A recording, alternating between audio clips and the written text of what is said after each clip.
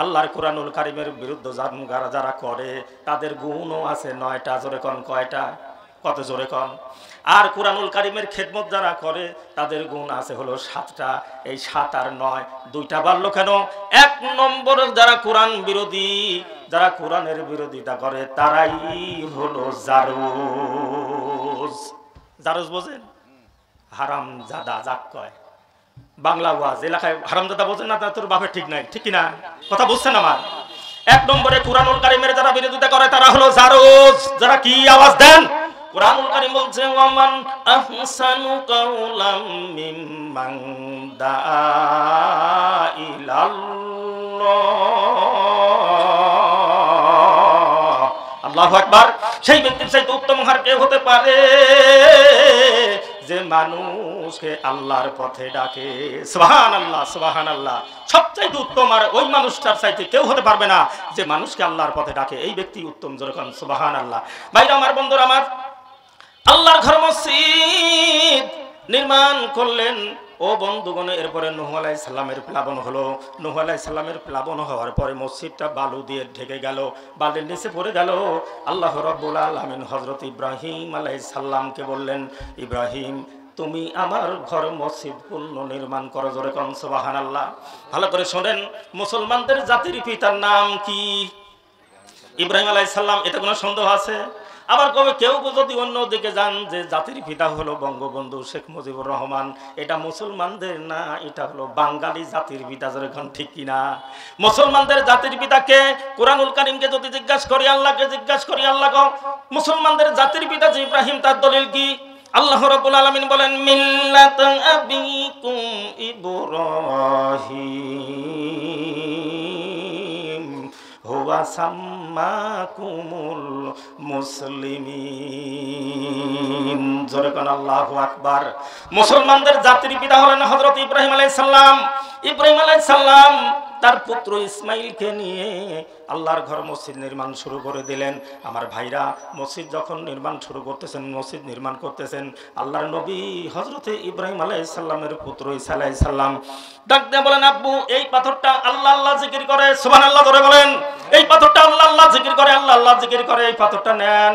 এই পাথরটা আল্লাহ আল্লাহ জিকির করে, এই পাথরটা নেন।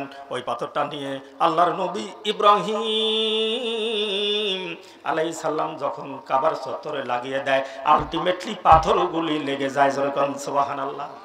ভাইরা আমার, বন্ধুরা আমার, এবার মানুষ সমান যখন উঁচু হয়ে গেল, কাবা শরীফ যখন নির্মাণ হয়ে গেল, আর মাটি থেকে লাগল পায় না, এমন সময় আল্লাহ পাক এই দৃশ্য দেখে কি দেখে না?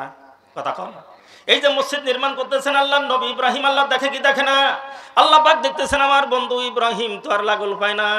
আল্লাহ পাকের কাছে এই কথাটা স্মরণ করার সঙ্গে সঙ্গে আমার আল্লাহ পাক একটি পাথর পাঠিয়ে দিলেন। সুবহানাল্লাহ জোরে বলেন। পাথর লিফট হয়ে গেল। পাথরের উপরে যখন আল্লাহর নবী দাঁড়ায়, আল্লাহর কুদরতি নিজামে পাথরটা লিফট হয়ে যায়। জোরে কোন সুবহানাল্লাহ। যত দূর পর্যন্ত উঁচু দরকার এত দূর পর্যন্ত পাথর দিয়ে দাঁড়িয়ে যায়।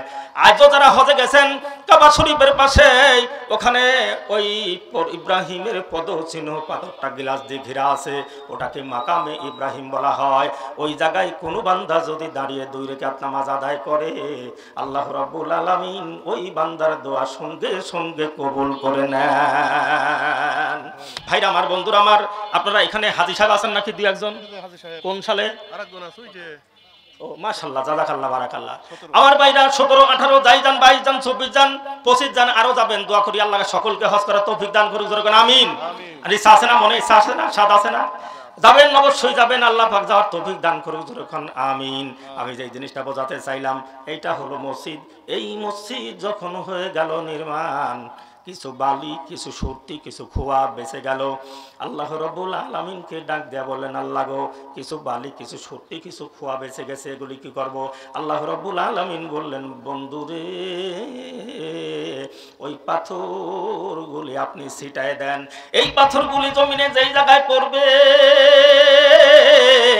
ওই জায়গায় আমার ঘর মসজিদ নির্মাণ হবে। জোরে কোন আল্লাহু আকবার। হযরত ইব্রাহিম আলাইহিস সালাম বললেন, আল্লাহ এখানে তো একটা মসজিদ আছে, এই মসজিদ তো এখানে আমি যদি ছুটে দেই তাহলে 100-200 গজ দূরে যাবে, বেশি দূরে তো যাবে না, এখানে একটা মসজিদ আছে, আর কি মসজিদের দরকার আছে?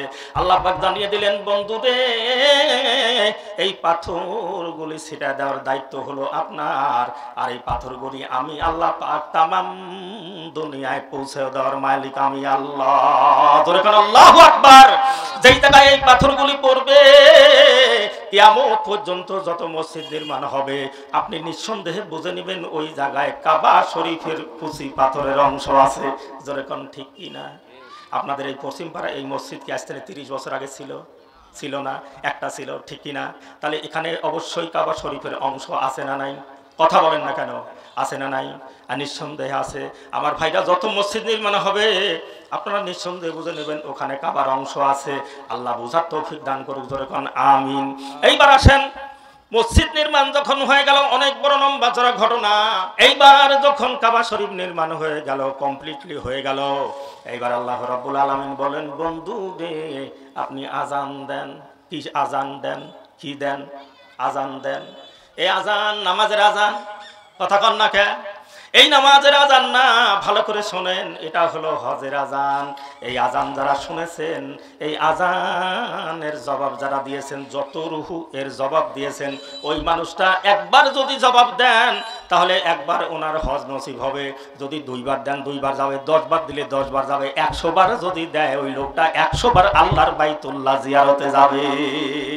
আল্লাহু আকবার জোরে বলবেন না? এটা হলো হজের আজান। ও বন্ধুগণ, ভালো করে শুনুন, আমার নবী, দয়ার নবী, মায়ের নবী, রহমতের নবী, বরকতের নবী, এর জন্মস্থান হলো মক্কায়। মক্কার মানুষেরা 13 বছর মক্কাতে দিন প্রচার করেছেন। ওমান আহসানু কাওলাম মিম্মান দাআ ইলাল্লাহ